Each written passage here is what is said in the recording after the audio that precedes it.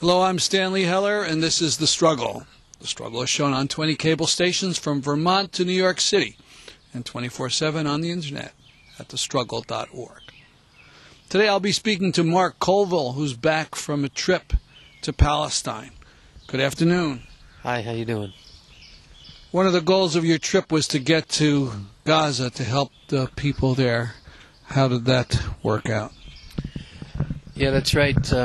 We were aware of the closed borders at Gaza and the incredible human need there, and we had upwards of $20,000 worth of medical supplies that we were intending to bring into Gaza, and then to tour the place and observe the damage and interview some of the folks there.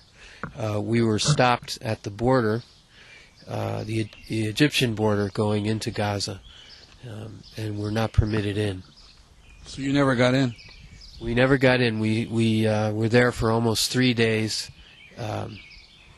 We vigiled. We actually prayed, knelt down and prayed with suitcases full of medical supplies opened on the street in front of us, and we had hoped to stay there long enough for them to relent and let us in.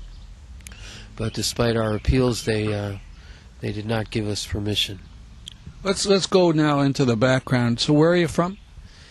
I'm from New Haven, Connecticut. I'm part of the Catholic Worker Movement, which is basically houses of hospitality throughout the United States and some other places that we have a personalist ethic where we try to directly help folks in need. And we work for justice on a local level, and we're nonviolent. We work against war and injustice. And you've been for other kinds of justice. I remember interviewing you after you went to Cuba. That's right. I was part of a march to Guantanamo, about 70-mile march through Cuba to Guantanamo. Again, we were stopped at the gate, not permitted in. Trying to get Guantanamo closed. So let's get into the details. So you fly to Cairo, and then where do you go? Well, from Cairo, we hired a driver to drive us across the Sinai Desert and the Suez Canal and into to the edge of the Egyptian Gaza border, a place called Rafah. And that took about 5 hours to get from Cairo out to the border there. What does the geography look like across that area?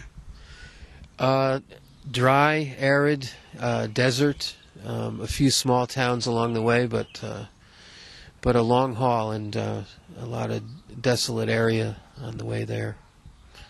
Now, you say the term Rafah, and a number of our viewers know it from the Gaza side. That's where Rachel Corrie was killed. But you're talking about Rafah on the Egyptian side.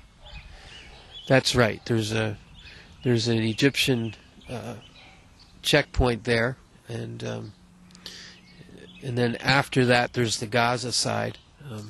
We were stopped on the Egyptian side. Apparently, the Egyptian authorities are cooperating with Israel's desire that the world not see what's going on in Gaza, particularly since the 22 days of indiscriminate slaughter that they engaged in December and January. What about the American Embassy? Did you get in touch with them? We did. We went first to the American Embassy, and they gave us an affidavit which we were asked to sign, basically absolving them of any responsibility for any harm that might come to us for traveling to Gaza. And they gave us a written warning about the dangers of going, and sent us on our way. They seem particularly concerned that the people of Gaza are starving and suffering?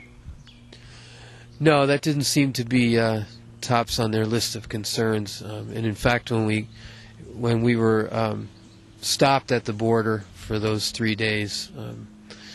There were appeals made to the U.S. Embassy, not only by ourselves, but a lot of friends back home were calling and emailing and faxing messages to them to ask that for intervention in order to get us in, and they were completely non-responsive. You know, I don't think we've established the dates for this. We're recording this on a cold day at the end of May. When did you go? We arrived in Cairo on the 9th of May, and it was about 11 days that we were there. So we're talking about Obama as president. We're not. This is not being blamed on Bush. This is Obama's U.S. embassy in Cairo. Yeah, I mean, so far it doesn't seem like a heck of a lot has changed policy-wise regarding Middle East policy. So you couldn't go into Gaza. What happened to the supplies? Well, the supplies, we were able to get them into Gaza in much the same way that supplies are able to get in these days with the closed borders. There are tunnels that have been dug from Egypt into Gaza, through which things are smuggled, and we had to work some connections and pay some money to have the stuff brought in. We did get confirmation directly from the surgeon in the hospital that he did personally receive all of the supplies that we sent. Now you're using the word smuggle as if it was some kind of crime.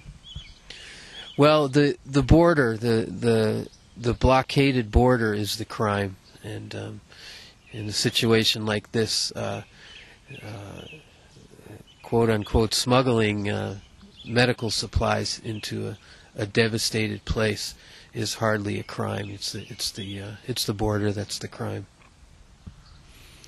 So the Egyptian authorities kept you out. The American embassy was of no use. And then you leave the area. Where'd you go next? Well, we resolved to go to the West Bank to tour there and other parts of Israel. So we hired a driver and went down to a place called Taba, and that's where we entered Israel. It was we were told it was about a 5-hour drive. It took us about 10 hours to get to the border with car trouble and all these things, and eventually we made our way to the West Bank, and we stayed in the Dheisheh refugee camp, the Palestinian refugee camp there. And the West Bank is sprinkled with refugee camps. Yes. I'd never been to the Middle East before, and I had, I've read about the situation there, but I can't say I was really prepared for what I saw. I mean, apartheid is really an accurate description of what the West Bank is, the realities there. The walled-off areas, hundreds of kilometers of separation wall built by Israel, and settler roads, so-called settler roads, where Palestinians are forbidden to drive on or even to cross on foot. These things were a little shocking to me, even though I had read about it beforehand. What was the camp, Dheisheh, like itself? Very cramped. It's I guess I would compare it to maybe projects in the South Bronx here in the States. There's just a real limitation of space, lots and lots of people, lots of children, and a lot of poverty. And it's kind of hard to wrap one's mind around the fact that this is a refugee camp that's basically been in existence since 1948, and so people have been born and lived and died there for more than a generation now. It's hard to understand the reality of that. But we were guests there while we while we were in the West Bank, and there are a lot of great people there.